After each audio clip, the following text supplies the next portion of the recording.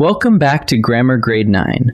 This is Unit 11, Lesson 74, and we're looking at one of the busiest little marks in all of writing, the comma. Today we'll focus on two of its most useful jobs. First, separating items when you list three or more things in a row. Second, sitting between two adjectives that describe a noun equally. By the end, you'll know exactly where each comma belongs, and, just as important, where it doesn't. Let's dig in. Let's start with the most common use of the comma, separating items in a series. Whenever you list three or more things in a row, you separate them with commas. Listen, we packed sunscreen, towels, and snacks. 3 items, and a comma sits between each one, so the reader can tell them apart cleanly. The items don't have to be single words either. They can be whole actions. She locked the door, checked the stove, and left. Each comma marks exactly where one item ends and the next begins. Now look closely at that last comma, the one that comes right before the word and. It has a special name, the serial comma, sometimes called the Oxford comma. Here it is, red, white, and blue. See the comma sitting before and? That's the serial comma, and in this course, we always keep it. It prevents confusion in longer lists too. I thanked my coach, my parents, and my friends. Without that final comma, a reader might wonder if my parents and my friends were somehow one group. So make it a habit. In this course, always use the serial comma. Here's a twist. Sometimes a writer joins every item with the word and, or with or, instead of using commas. When that happens, you don't add commas at all. Look, she was brave and steady and kind. Each and already does the job of separating one quality from the next, so no commas are needed. It works with or, too. We can hike or bike or swim today. The rule is simple. When a conjunction sits between every pair of items, it replaces the commas. Now a subtle case. Some things naturally come in pairs: bread and butter, macaroni and cheese, bacon and eggs. Even though there's an and in the middle, each pair names a single thing, so you never drop a comma inside it. But watch what happens when a pair lands inside a longer list. We ordered soup, macaroni and cheese, and salad. The macaroni and cheese stays glued together as one item, and commas separate it from soup and from salad. So keep the pair whole, but still fence it off from the other items in the series. Here's the second big use of the comma today: coordinate adjectives. When two adjectives in front of a noun each describe it equally, you put a comma between them. Take a bright, cheerful room.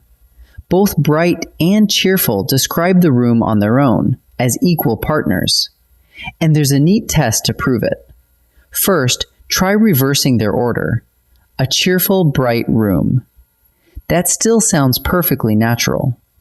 Second, try slipping the word and between them. A bright and cheerful room. Also fine. If either test works, the adjectives are coordinate and they earn a comma. But not every pair of adjectives is coordinate, and here's how you can tell. Take 3 large dogs. Try the tests. Reverse them and you get large 3 dogs. That sounds wrong. Slip in and you get 3 and large dogs. Also wrong. Because both tests fail, these adjectives are not equal partners, so you use no comma. The same goes for a worn leather jacket. You wouldn't say a leather-worn jacket or a worn and leather jacket. When the tests fail, leave the comma out. Let's boil today down to a quick check. 1.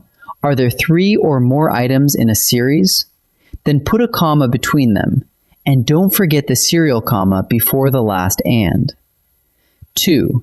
Is every item already joined by and or? Then you need no commas at all. 3. Do you have 2 adjectives before a noun? Try swapping them or adding and. If the sentence still sounds right, they're coordinate, so drop a comma between them. And through it all, keep natural pairs like bacon and eggs glued together as one item.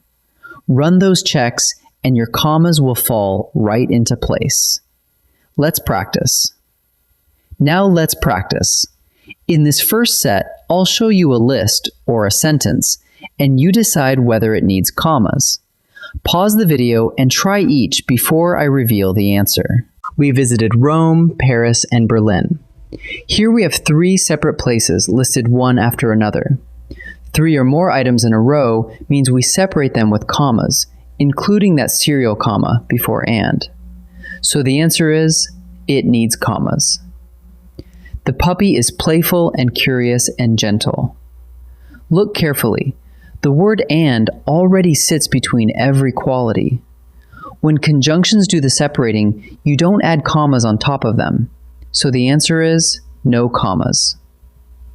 For lunch, we had soup, macaroni and cheese, and bread. The tricky part is macaroni and cheese. That's a single dish, one item, so you never put a comma inside it. You just fence it off from soup and bread with the commas around it. So the answer is keep the pair whole. Nice work. In this second set, each phrase has 2 adjectives before a noun. Use the tests, swap their order, or add the word and to decide whether they need a comma. Pause and try each before I answer. A cold, windy morning.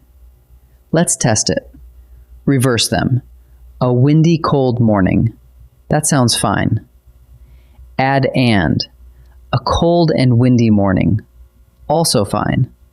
Both tests pass, so these adjectives are coordinate and take a comma.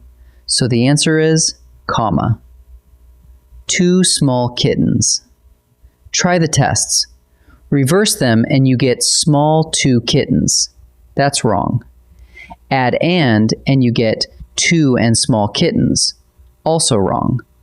Since both tests fail, the adjectives aren't equal, so there's no comma. So the answer is no comma. A warm, friendly greeting. Reverse it. A friendly, warm greeting. Perfectly natural. Add and. A warm and friendly greeting. That works too. Both tests pass, so a comma belongs between them. So the answer is comma. Let's gather up what we learned. Use commas to separate 3 or more items in a series, and always keep that serial comma right before the final and. When every item is already joined by and or, you drop the commas entirely. And remember that natural pairs, like bacon and eggs, stay together as a single item. Finally, place a comma between coordinate adjectives, the ones that still sound right when you swap their order or slip an and between them. Get those 2 ideas down, and your lists and your descriptions will read cleanly every time. Great work today. I'll see you in the next lesson.